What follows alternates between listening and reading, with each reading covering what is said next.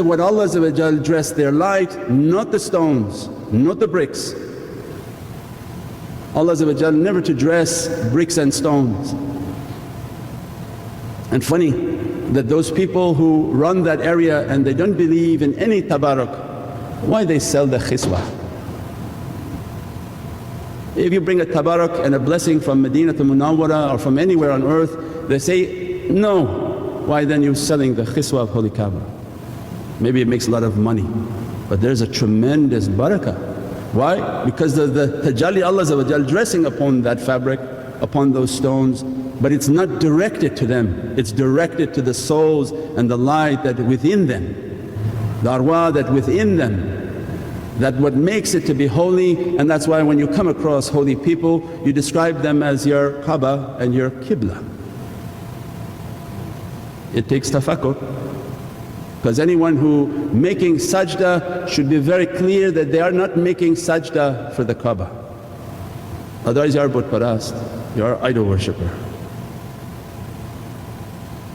Means you're facing the Kaaba, Prophet trusted enough that you understood you're facing this stone house, but you better not be worshipping it.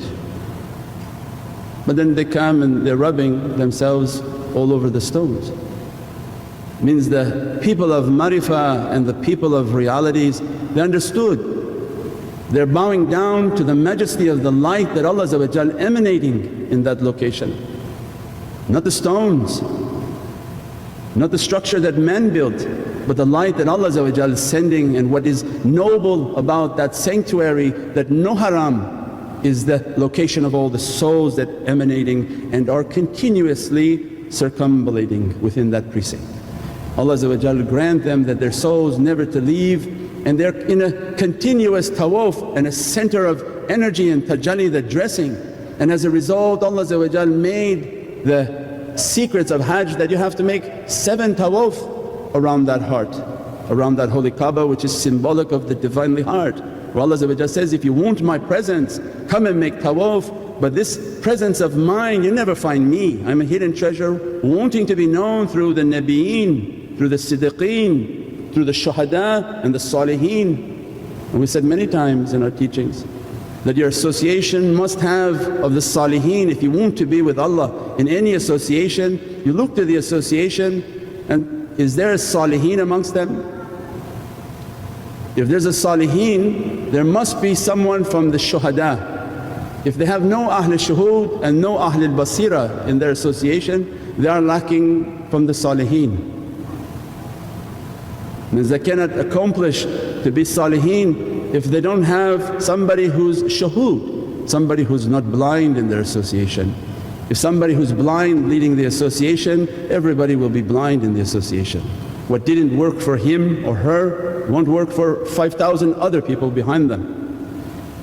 So the Kaaba is symbolizing and teaching to us, you want to be with me, make sure always your life you're filled with the Saliheen who are connected to the Shuhada. And those Shuhada, they are very connected to the Siddiqeen. Means they're either coming from Sayyidina Abu Bakr as-Siddiq or Sayyidina Ali, and these are the turuqs. These are the people of the path of realities, and they take from the heart of the Nabiyeen, the greatest and the Imam of all the Prophets, Sayyidina Muhammad. That is unbroken, Ati Allah, Ati Rasul, wa ulul amri minkum, those are all the ulul am in our life. And then they describe that make your 7 tawaf. Why you make your 7 tawaf? Because you have 7 names in 7 paradises. That as soon as you make your tawaf you must have a name in the presence of this Saliheen, and they know you by that name. You must have a name in the presence of the Shuhada. That is a name Allah granted to you the day that you become shuhud, that you will be known to them by that name.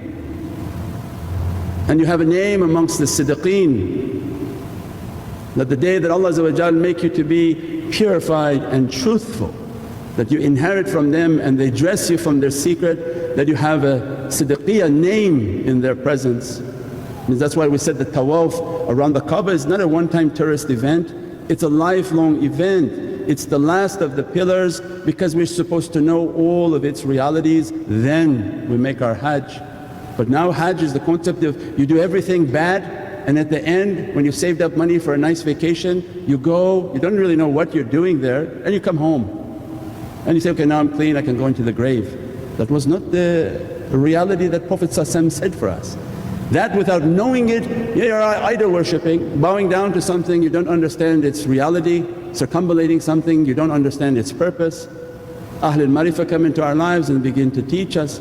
There's a tremendous symbol, and that tawaf is a tawaf for all our lives. That, Ya Rabbi, let me always circumambulate and be in the company of the Nabiyeen. Means my life has to be filled with the love of Prophet. Always from the teachings of the Siddiqeen, who are the great big Siddiqs that brought all the turuqs and all the ways of marifah and haqqaiq, where all the Imams took from them, whether they're the Imams of Ahlul Bayt or Ahlul Sunnah wal Jama'ah, all of them took from those realities. And who are the big and great shuhada, Ahlul Basira, all the ulama who wrote all these volumes of books, they were not blind leading the blind. And as a result, because of their firasah, because of their heart, what emanates through them, it dresses everyone in their associations, whether they be near them or far away from them. Their soul reaches. As a result, Allah describes in Holy Qur'an, then you are with me and I am with you. Means that we have to know our name amongst the Nabiyeen. As soon as we know the name amongst the Nabiyeen, then there must be an opening from Prophet for the arwah, and the soul that is sincere will be invited within the Kaaba. That you kept the company of what Allah wanted, Allah with you, you are with Allah, and Prophet is facing that holy Kaaba, and there are two doors that open, and each door has a heart on them, because these are the people of love and muhabbat. When that door opens, Allah gives permission for the name that you have in that presence. 4 names, 5 names. You have a name in the ocean of fana which you have annihilated, and you have the name in the ocean of baqa in which Allah raised you in His Divinely Presence. Each of these names will be a support for your life. That your name amongst the saliheen is a continuous dress to you that blesses you and guides you and lifts you. Means if you take a lifelong path that I want to know myself, who will know himself will know his Lord. And this is what Prophet was describing. That take a path of knowing yourself, circumambulate the outside heart for you to learn your inside heart. And if you circumambulate, you will know the saliheen, you'll know your name amongst the saliheen. You need to know that name for it to dress you and bless you. And it continuously is like a rope from Allah that keeps dressing you and lifting you. Your next name amongst the shuhada inspire you from Ahlul Basira. That don't forget in this paradise and in this reality, that open your heart and witness the reality. Not you read it or you hear it, but you have to taste the reality. Then the name amongst the Siddiqeen is the name that gives the character, the perfection of the struggling to reach to what they want you to reach, of the perfection of character, so that they can present you to the heavenly presence of Sayyidina Muhammad.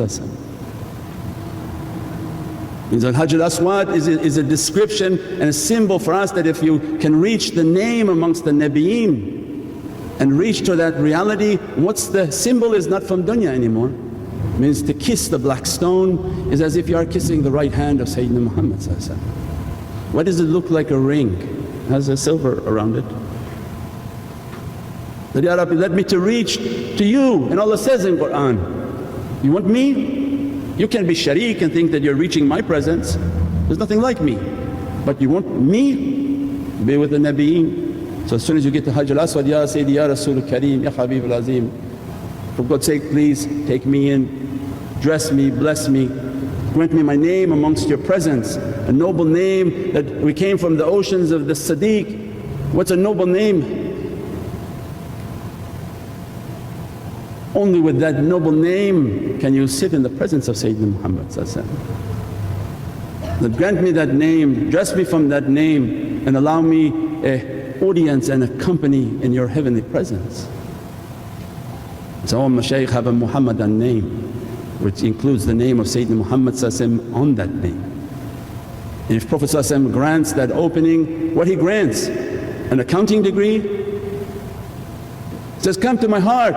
You see the 2 doors, the 2 ways, either from Sayyidina Abu Bakr as-Siddiq, from Imam Ali come into my heart. Because we are with Allah and Allah with us. And the soul enters into that presence and given a name within that reality, and their arwah carries a name. At that point Allah describes, ayatun min ayatullah, you are a sign from my Divinely signs. This is Qur'an. The Arabs have to understand it, not us. If they teach the reality in English, if somebody knows Arabic he should go back and read more slower, more carefully.